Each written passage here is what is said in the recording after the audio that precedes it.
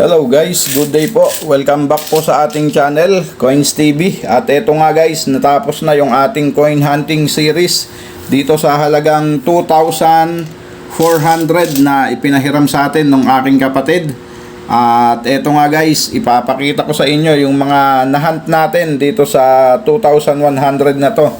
So dito sa tigpipiso na to na napakarami, ang nahunt lang natin dyan ay 2008. So ayan lang po yung ating nahunt dyan. At ay may ano nga pala tayo, 2006.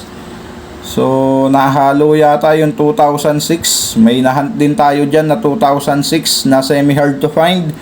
At alamang hanapin ko po ulit dito sa mga to dahil nahalo yun. Meron nga pala tayong nahunt na semi hard to find dyan, 2006. Ayan, tsaka itong 2008. So ayan, maghahanap na naman tayo. Nahalo yata. At dito naman sa 5 piso na NGC. So marami-rami tayong nahunt dyan. Ang una dyan, eto 2019 na reverse frost. So dalawa yung ating nahunt dyan. So ayan, reverse frost na 2019, dalawa. Ayan, sa harap wala oh.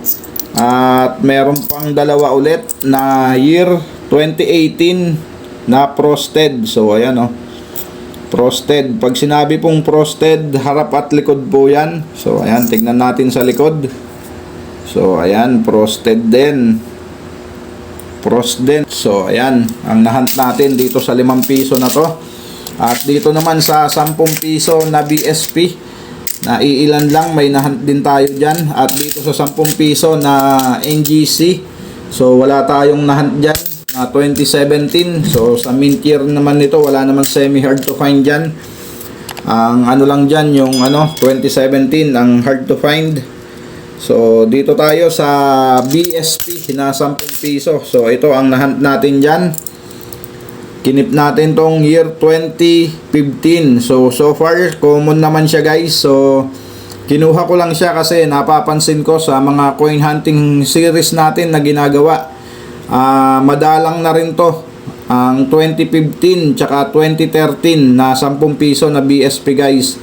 So napapansin ko yan, dumadalang na rin sa sirkulasyon yung dalawa na yon. Kaya ito, maganda ang kondisyon. Kaya kinip natin yan.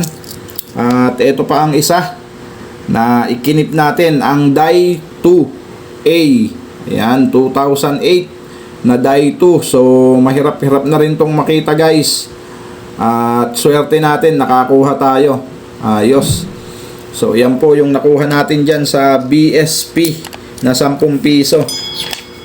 At dito naman sa 5 piso na BSP, so wala, hindi tayo pinalad dyan. Kaya ibabalot na natin to para maibalik natin sa aking kapatid at makakuha na naman tayo ng panibagong barya na batch para sa ating coin hunting series na ginagawa. Sana po sa mga hindi pa nating subscriber, so pasuyo na po ng subscribe button dyan guys.